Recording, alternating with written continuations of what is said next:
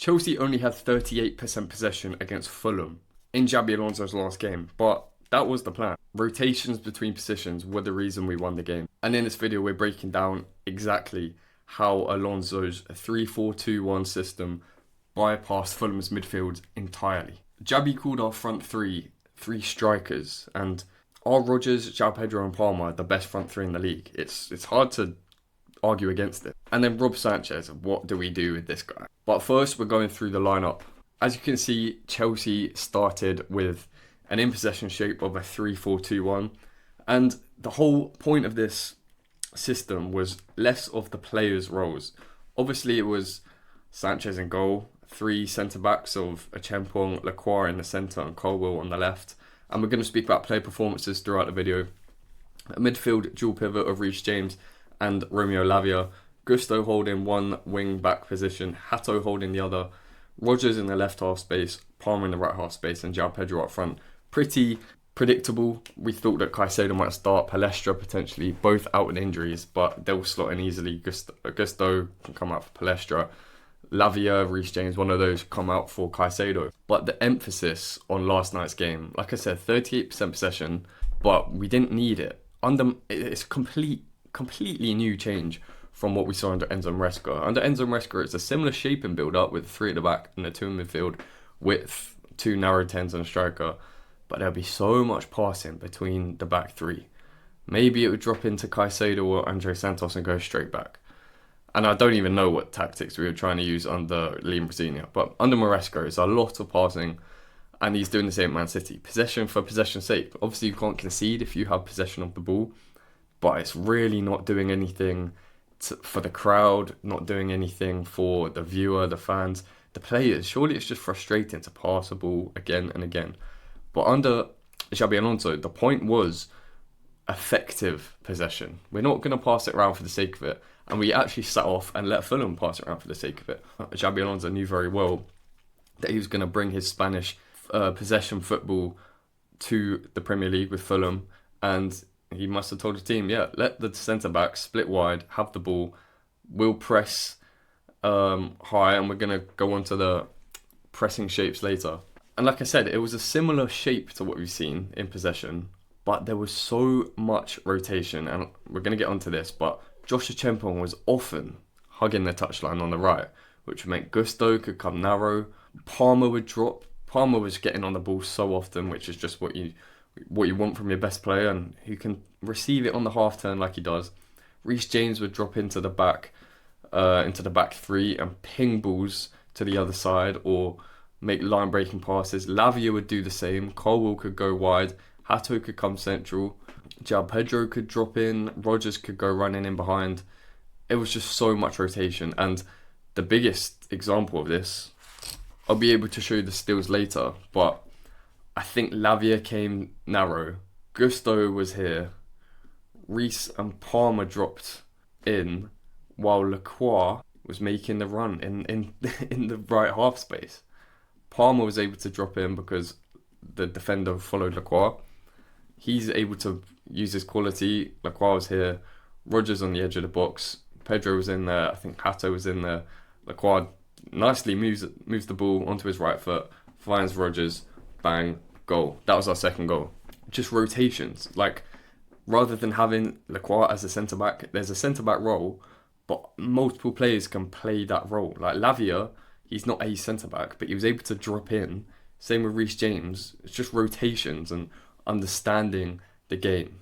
And I think that's what Xabi Alonso is going to emphasise, because it is undefendable. You can't defend so many movements at once.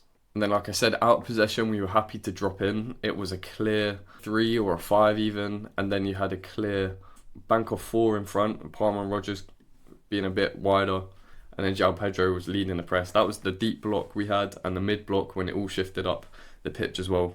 But here's what I'm talking about. Here's some stills from the game. This is obviously the out of possession, 2 minutes in. We were happy to let Fulham have the ball. Gusto, Achampong, Lacroix, Colwell and Hato as the clear back 5. You have your 4 here, bank of 4, and then Pedro leading the line.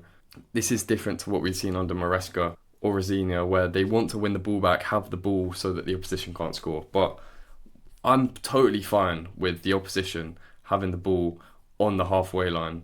It's not causing Chelsea any problems here. And if anything, it's letting your players get some needed rest, staying tight and compact, and it's very Chelsea just to defend the box. Now, we need to get better at the defending. That is a big talking point. Levi Colwill was particularly poor at defending yesterday, which maybe it's just he's a bit rusty still, but yeah, that needs to improve. Lacroix, in particular, was saving us on many occasions. He was leading that back line from the middle. Gonzalo Garcia didn't really get sniff out of him. He's such a good one-on-one defender, Lacroix.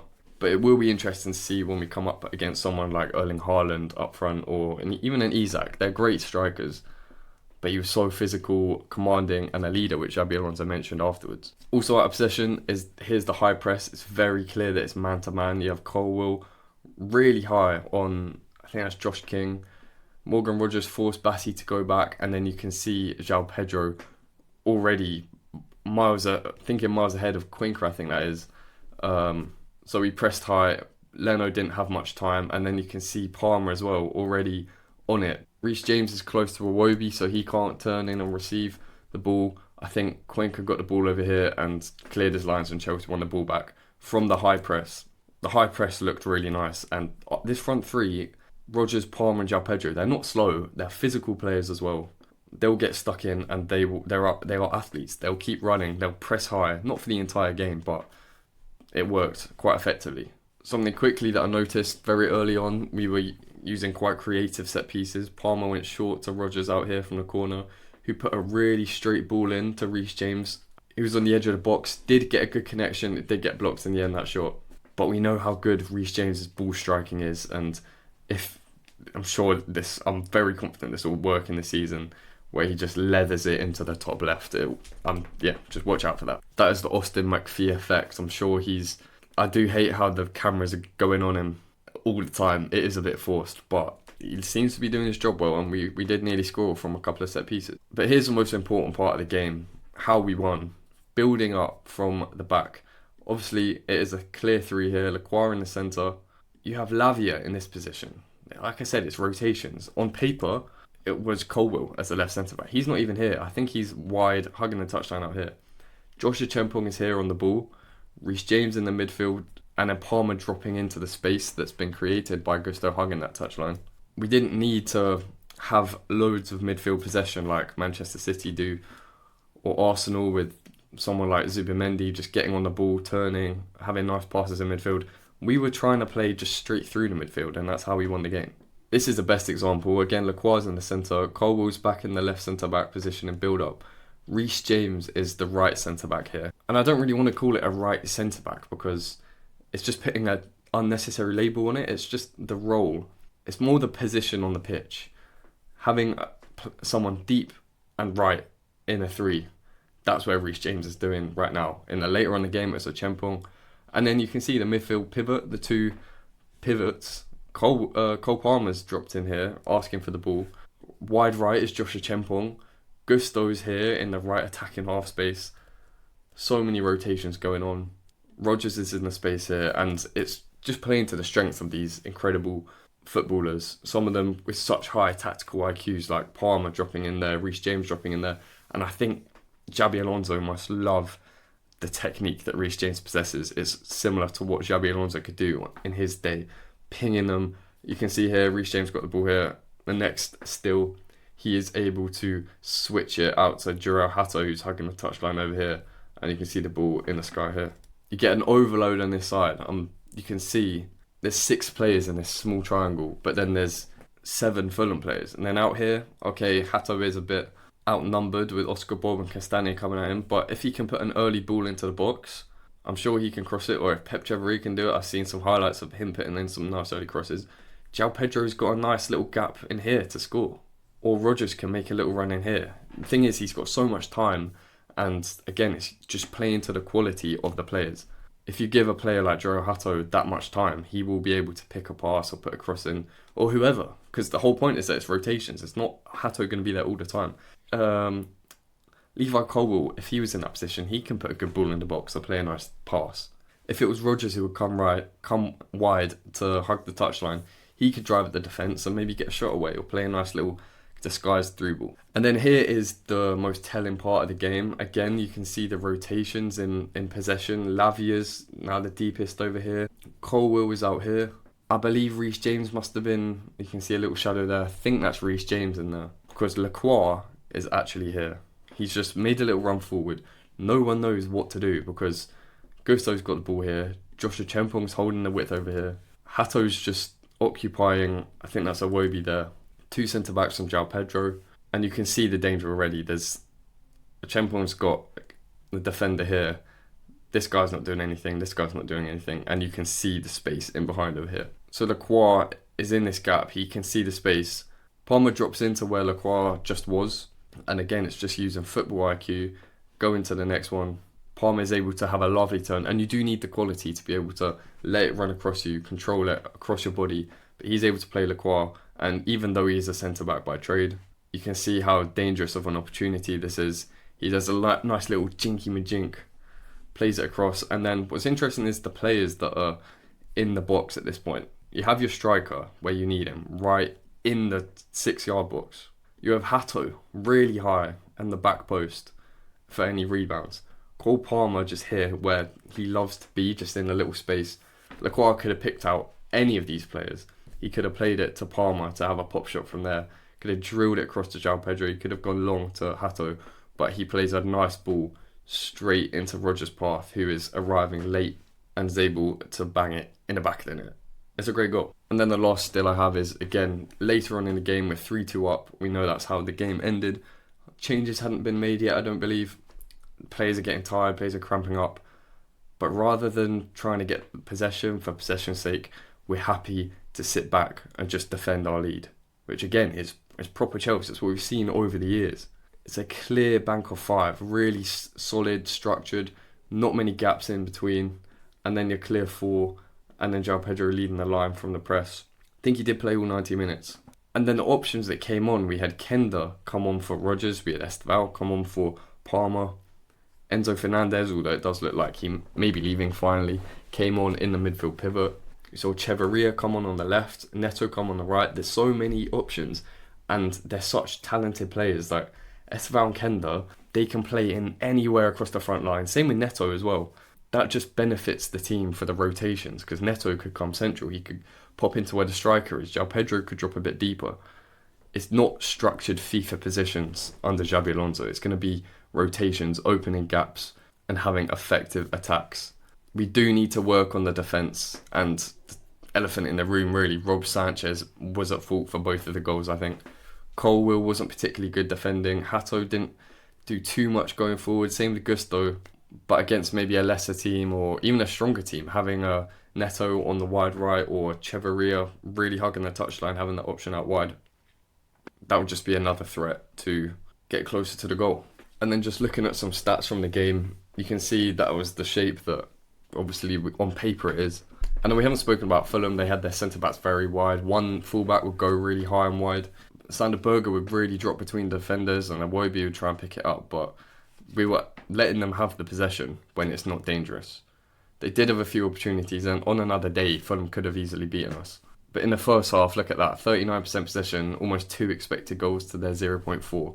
In the second half, they did dominate the game a bit more, but having that clinical goal from Cole Palmer was a great finish. Overall, it's just a sign of good things to come from Xabi Alonso Chelsea, I think. Look at that, we nearly covered more distance than Fulham. I don't think we covered more distance than any opposition team last season. Yeah, look at this, they had 639 passes to our 394. It's a really big difference from Maresca's idea of pass, pass, pass. A lot more of our football came down the right. You can see 39% to the 25% on the left. That will be on purpose. That is designed. Palmer getting on the ball on the right can unleash Morgan Rodgers on the left, or maybe not Hato going forward so much, but Cheverria, maybe a Palestra on the left on another game, to use their pace and quick thinking to receive the ball out there and create chances. Overall, I think it was just a great performance from Xabi Alonso's first game. Fulham did have central overloads, but we were able to deal with that completely. Like I said, Xabi Alonso mentioned our 3 strikers, Morgan Rodgers, João Pedro and Cole Palmer, as 3 strikers. That's not 2 dual 10s on a striker, that's 3 strikers, all interlinking, all taking each other's positions. It's just really high IQ footballers. they're doing what they do best and create chances, finish chances. But again, the big thing from this game was the rotations. Players filling in for others, going into other space, creating gaps and then exploiting those gaps too. The biggest talking point as a negative is definitely the Rob Sanchez errors. I don't really see us going out and signing a new striker unless maybe I was looking in Emi Martinez. If his opportunity comes on the market, they've just signed a new goalkeeper in Zion Suzuki. Maybe if Alonso really is pushing for a new goalkeeper, then we could see Sanchez go, or maybe Penders go out on another loan and bring in a Martinez. But I don't think we'll splash the cash on a Diogo Costa as people were asking for. I do think Sanchez is a decent keeper though. It's just the inconsistency. He will convince you that he is a top-class goalkeeper and then have a game like that. It's got to be drilled into our minds now that he has a game like that in him. Whereas the top goalkeepers like Donnarumma, Raya, they'll make a mistake every now and then, but they'll smile afterwards because they know that it's not going to happen again. I was thinking about the Guardiola documentary that I've been watching. Donnarumma made an awful mistake in their biggest game this season against Arsenal. He was laughing in the change room afterwards because he knows that that won't be happening again. Under Sanchez, he makes a mistake and he just has that gormless look because he's like, oh, I've done it again. Let me just make sure I don't do this another time. But it will. He has bailed us out on occasions, and I think we do go into the season with him as our number one, but next summer, no chance he'll be our number one. Anyway, if you did enjoy the video, I think you'll enjoy this one too. Appreciate you watching this on a bit of a different one to normal. I thought it was important though because it is the start of a new era under Xabi Alonso's Chelsea. And we'll have to look forward to Luton on Thursday. I think there'll be a lot of rotations on the pitch and off as a starting lineup as well. I mean, I think you'll see the likes of Kenda, Esteval, Gittins, Penders should start number one that game. Colo Barco, Danny Welbeck, these sorts of players that are great players, and I think we'll be able to see a lot of what Alonso wants his teams to do against a lower side like Luton. But we can't underestimate them at all. Anyway, thanks for watching this one. Goodbye.